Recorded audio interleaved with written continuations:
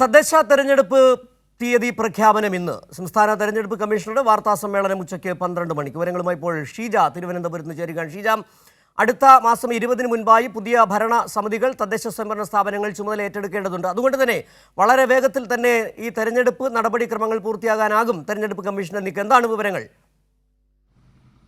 തീർച്ചയായും സിജു, ഏതായാലും തദ്ദേശ സ്ഥാപനങ്ങളിലേക്കുള്ള തെരഞ്ഞെടുപ്പിന്റെ തീയതി പ്രഖ്യാപനം ഇന്ന് തന്നെ ഉണ്ടാകുന്നതാണ്. സിജു സൂചിപ്പിച്ചതുപോലെ തന്നെ ഉച്ചയ്ക്ക് 12 മണിക്കാണ് നിലവിൽ സംസ്ഥാന തെരഞ്ഞെടുപ്പ് കമ്മീഷണറുടെ വാർത്താ സമ്മേളനം തീരുമാനിച്ചിരിക്കുന്നത്. ഇതിലായിരിക്കും തീയതി സംബന്ധിച്ചുള്ള കാര്യങ്ങൾ പ്രഖ്യാപിക്കുക. പ്രധാനമായും കമ്മീഷന്റെ ആലോചനയിലുള്ളത് 2 ഘട്ടമായി തെരഞ്ഞെടുപ്പ് നടത്തുക എന്നുള്ളതാണ് നമുക്ക് മനസ്സിലാക്കാൻ സാധിക്കുന്നത്. കഴിഞ്ഞ തവണ കോവിഡിന്റെയൊക്കെ ഒരു പശ്ചാത്തലമാണ്.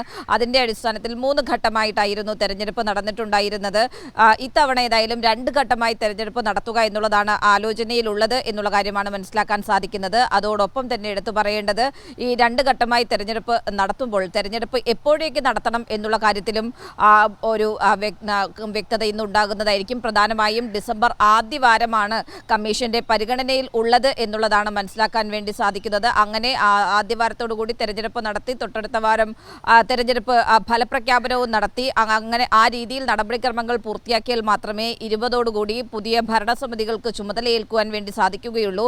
ആ രീതിയിലുള്ള ക്രമീകരണങ്ങൾ, അതോടൊപ്പം തന്നെ ഏറ്റവും ഒടുവിലായി എത്ര പേരാണ് വോട്ടർ പട്ടികയിലുള്ളത് എന്നതടക്കമുള്ള കാര്യങ്ങളിൽ ഇന്ന് തന്നെ ഇത് സംബന്ധിച്ചുള്ള കാര്യങ്ങളിൽ വ്യക്തത വരുന്നതായിരിക്കും. ഏതായാലും ആകെ 1200 തദ്ദേശ സ്ഥാപനങ്ങളിലായി 23,611 വാർഡുകളിലേക്കായിരിക്കും ഈ മത്സരങ്ങൾ തെരഞ്ഞെടുപ്പ് നടക്കുക എന്നുള്ളതാണ്. ഇതിനകം തന്നെ മുന്നണികളെല്ലാം തെരഞ്ഞെടുപ്പ് രംഗത്ത് സജീവമായി കഴിഞ്ഞിട്ടുണ്ട്. CPIM-ന്റെ തിരുവനന്തപുരം ജില്ലയിലെ തദ്ദേശ സ്ഥാപനങ്ങളിലേക്കുള്ള സ്ഥാനാർത്ഥി പ്രഖ്യാപനം അടക്കം ഇന്ന് ഉച്ചയ്ക്ക് ശേഷം നടക്കാനിരിക്കുന്ന ഒരു പശ്ചാത്തലം കൂടിയാണ്. ഏതായാലും ഇനിയിപ്പോൾ ഇന്ന് തെരഞ്ഞെടുപ്പ് പ്രഖ്യാപിച്ചു കഴിയുമ്പോൾ കൂടുതൽ ആവേശത്തിൽ തന്നെയായിരിക്കും ഓരോ മുന്നണികളും എന്നുള്ളതിൽ ഒരു തരത്തിലുള്ള തർക്കവുമില്ല. ഇനിയിപ്പോൾ കുറഞ്ഞ സമയം മാത്രമാണുള്ളത്. അതുകൊണ്ട് തന്നെ എത്രയും വേഗത്തിൽ തെരഞ്ഞെടുപ്പ് പ്രചരണം പൂർത്തിയാക്കുക എന്നുള്ളത് കൂടിയാണ് മുന്നണികൾക്ക് മുന്നിലുള്ള വലിയ വെല്ലുവിളി എന്ന് പറയുന്നത്. ഷീജ, ഒരുപക്ഷെ ഇപ്പോൾ അല്പം മുമ്പാണ് CPM ജനറൽ സെക്രട്ടറിയും MA ബേബിയും അതോടൊപ്പം തന്നെ LDF കൺവീനർ TP രാമകൃഷ്ണൻ മാധ്യമങ്ങളെ കാണുകയും തെരഞ്ഞെടുപ്പിന് സജ്ജമാണ് LDF എന്ന് വ്യക്തമാക്കുകയും ചെയ്തത്. നമുക്കറിയാം, വളരെ നേരത്തെ തന്നെ വിവിധ നഗരസഭകളിൽ കോൺഗ്രസ് അതോടൊപ്പം UDF സ്ഥാനാർത്ഥികളെ പ്രഖ്യാപിച്ചു. പക്ഷേ വലിയ തരത്തിലുള്ള പൊട്ടിത്തെറികളിലേക്ക്, കലഹങ്ങളിലേക്ക് മാറുന്ന ഒരു സാഹചര്യം കൊണ്ടു. പക്ഷേ ഇവിടെ വളരെ അച്ചടക്കത്തോടുള്ള ഒരു പെരുമാറ്റ രീതി, അച്ചടക്കത്തോടുള്ള തെരഞ്ഞെടുപ്പ് പെരുമാറ്റ രീതികളാണ് ഒരുപക്ഷെ LDF മുന്നോട്ട് വെക്കുക. അതോടൊപ്പം തന്നെ UDF, BJP അടക്കമുള്ള NDA അടക്കമുള്ള മുന്നണികളും ഒരുക്കത്തിൽ തന്നെയാണ് നമുക്ക് മനസ്സിലാക്കാൻ കഴിയുന്നുണ്ട്. ഈ ചെറിയ കാലയളവ്, ഒരുപക്ഷെ ഇന്ന് തീയതി പ്രഖ്യാപിച്ചാൽ വിജ്ഞാപനം വന്ന് കൃത്യം 1 മാസം തികച്ചു ലഭിക്കാൻ സാധ്യതയില്ല. ഈ 1 മാസം എന്ന് പറയുന്നത് എല്ലാ മുന്നണികളെ സംബന്ധിച്ചും വലിയൊരു വെല്ലുവിളിയാണ്. സ്ഥാനാർത്ഥികളെ കണ്ടെത്തുക, അതോടൊപ്പം തന്നെ തെരഞ്ഞെടുപ്പ് പ്രചാരണ പ്രവർത്തനങ്ങളിലേക്ക് പോവുക, എല്ലാ തരത്തിലും ഒരുക്കങ്ങളിലേക്ക് തയ്യാറായി കഴിഞ്ഞു എന്ന് പറയാൻ കഴിയുന്നുണ്ട് എല്ലാ മുന്നണികളും. തീർച്ചയായും സിജു, ഏതായാലും എല്ലാ മുന്നണികളും തദ്ദേശ തെരഞ്ഞെടുപ്പിന് വേണ്ടി സജ്ജമായി കഴിഞ്ഞിട്ടുണ്ട്. നേരത്തെ സൂചിപ്പിച്ചതുപോലെ തന്നെ CPIM-ന്റെ ജനറൽ സെക്രട്ടറി MA ബേബി പറഞ്ഞതുപോലെ തന്നെ CPIM എന്നുള്ളതിനപ്പുറത്തേക്ക് LDF പൂർണ്ണമായും ഈ തെരഞ്ഞെടുപ്പിന് വേണ്ടി സജ്ജമായി കഴിഞ്ഞിരിക്കുന്നു എന്നുള്ള കാര്യമാണ്. അതിനനുസരിച്ചുള്ള സ്ഥാനാർത്ഥി നിർണയം അടക്കം സംസ്ഥാന വ്യാപകമായി തദ്ദേശ സ്ഥാപനങ്ങളിലേക്ക് ഇതിനകം തന്നെ നടത്തി കഴിഞ്ഞിട്ടുണ്ട്. പലയിടങ്ങളിലായിട്ടുള്ള പ്രഖ്യാപനങ്ങൾ ഇന്ന് ഉണ്ടാകുന്നതായിരിക്കും. അതോടൊപ്പം തന്നെ ഇനിയിപ്പോൾ തെരഞ്ഞെടുപ്പ് ക്യാമ്പയിനാണ്, തെരഞ്ഞെടുപ്പ് പ്രചരണമാണ് മുന്നിലുള്ളത്. അത് എത്രയും വേഗത്തിൽ 1 മാസത്തിനകമുള്ള സമയം മാത്രമായിരിക്കും ലഭിക്കുക. അത് ആ കാലയളവ് കൊണ്ട് എല്ലാ ഇടങ്ങളിലേക്കും എത്തിച്ചേരുന്ന പ്രചരണ രീതി അത് തന്നെയായിരിക്കും ആസൂത്രണം ചെയ്യുക. പ്രധാനമായും UDF-നും NDA ഘടകത്തിനെയും ആശയക്കുഴപ്പത്തിലാക്കുന്നത്, ആശങ്കയിലാഴ്ത്തുന്നത് അവരുടെ സ്ഥാനാർത്ഥി നിർണയത്തിലെ അതൃപ്തിയും കല്ലുകടിയും ഒക്കെ തന്നെയാണ്. അത് വലിയ തോതിൽ ഇതിനകം തന്നെ ഇരു മുന്നണികളിലും വലിയ തർക്കങ്ങൾക്കും പ്രതിസന്ധികൾക്കും ഒക്കെ ഇടയാക്കിയിട്ടുണ്ട്.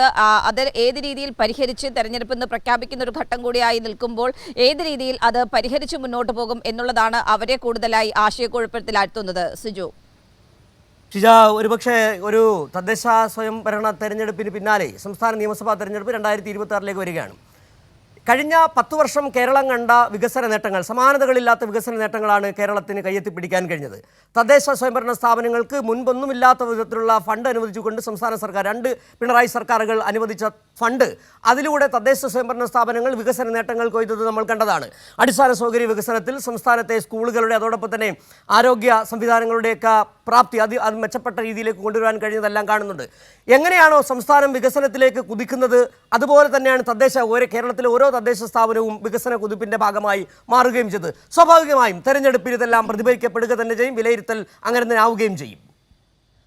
തീർച്ചയായും തദ്ദേശ സ്ഥാപനങ്ങളുടെ പ്രവർത്തന മികവ് ഏതായാലും ഇതിനകം തന്നെ വലിയ തോതിൽ ചർച്ചയായി മുന്നോട്ട് പോകുന്നൊരു ഘട്ടം തന്നെയാണ് സിജു. അതുകൊണ്ട് തന്നെ ഈ തെരഞ്ഞെടുപ്പിൽ സംസ്ഥാന സർക്കാരിന്റെ വികസന പ്രവർത്തനങ്ങൾ അതുൾപ്പെടെ ചർച്ചയാകും എന്നുള്ളതിൽ ഒരു തരത്തിലുള്ള സംശയവുമില്ല. കാരണം അതിന്റെ ഗുണഭോക്താക്കളൊക്കെ വരുന്നത് തദ്ദേശ സ്ഥാപന അടിസ്ഥാനത്തിൽ കൂടിയാണ് എന്നുള്ളതും എടുത്തു പറയേണ്ടത് തന്നെയാണ്. പല ഗ്രാമീണ മേഖലകളിലും വലിയ രീതിയിൽ റോഡുകളിലും പാലങ്ങളിലും അടക്കം സ്കൂളുകളിലും അടക്കം ആ മാറ്റം നമുക്ക് കാണുവാൻ വേണ്ടി സാധിക്കുന്നുണ്ട്. അതടക്കമുള്ള കാര്യങ്ങൾ സമഗ്രമായ രീതിയിൽ തന്നെ തദ്ദേശ തെരഞ്ഞെടുപ്പിൽ ചർച്ചയാകും എന്നുള്ളതിൽ ഒരു തരത്തിലുള്ള സംശയവുമില്ല. അത് ഉൾപ്പെടെയുള്ള കാര്യങ്ങൾ തന്നെയായിരിക്കും പ്രധാനമായും ഇടതുപക്ഷവും LDF പ്രചരണത്തിൽ ഉപയോഗിക്കുക, പ്രചരണ രംഗത്ത് പ്രധാനമായും ഉയർത്തിക്കാട്ടുകയും ചെയ്യുന്നത് എന്നുള്ളതിലും ഒരു തരത്തിലുള്ള തർക്കവുമില്ല.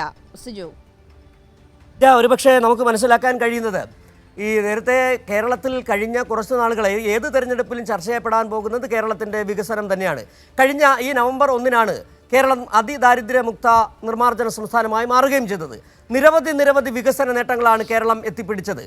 6 ലക്ഷം വീടുകളിലേക്ക്, അതായത് ലൈഫ് മിഷനിലൂടെ 6 ലക്ഷം വീടുകൾ സംസ്ഥാനത്തെമ്പാടും നിർമ്മിക്കുവാൻ കഴിഞ്ഞത് ഏറ്റവും വലിയൊരു നേട്ടങ്ങളിലൊന്ന്. അതോടൊപ്പം തന്നെ ദേശീയപാത വികസനം, അതോടൊപ്പം ഗെയിൽ പൈപ്പ് ലൈൻ പദ്ധതി, അങ്ങനെ എണ്ണിയാലൊടുങ്ങാത്ത വികസന നേട്ടങ്ങളാണ് കഴിഞ്ഞ 10 വർഷക്കാലം കേരളം കയ്യെത്തിപ്പിടിക്കുകയും ചെയ്തത്. ഇതിൻ്റെ ഓരോ വികസനത്തിൻ്റെ സ്വാദും ഓരോ തദ്ദേശ സ്ഥാപനവും തിരിച്ചറിഞ്ഞിട്ടുണ്ട്. അത് LDF അല്ല, UDF ഭരിക്കുന്ന തദ്ദേശ സ്ഥാപനമായാൽ പോലും ആ വികസന നേട്ടം അവിടങ്ങളിലേക്ക് എത്തിക്കാൻ കഴിഞ്ഞിട്ടുണ്ട്. അതുകൊണ്ട് തന്നെയാണ് ഒരിക്കൽ കൂടി എടുത്ത് പറയേണ്ടി വരുന്നത്, ഓരോരോ വികസന നേട്ടങ്ങൾ ആരോഗ്യ മേഖലയിലടക്കം തദ്ദേശ സ്വയംഭരണ സ്ഥാപനങ്ങളുടെ അടിസ്ഥാന സൗകര്യ വികസനത്തിലടക്കം സംസ്ഥാന സർക്കാർ ചെലുത്തിയ ഒരു സ്വാധീനം, നടത്തിയ ഇടപെടലുകൾ ചർച്ച ചെയ്യപ്പെടുക തന്നെ ചെയ്യുമെന്ന് ഒരിക്കൽ കൂടി ആവർത്തിച്ച് പറയേണ്ട സാഹചര്യം. തീർച്ചയായും സിജു, അത് ആ രീതിയിൽ തന്നെയാണ്. കാരണം സംസ്ഥാന സർക്കാർ നടത്തിയിട്ടുള്ള വികസന ക്ഷേമ പ്രവർത്തനങ്ങൾ, അതിൽ സംസ്ഥാനത്ത് ഓരോ കുടുംബവും സംസ്ഥാന സർക്കാരിന്റെ പ്രവർത്തനങ്ങളുടെ ഗുണഭോക്താവായി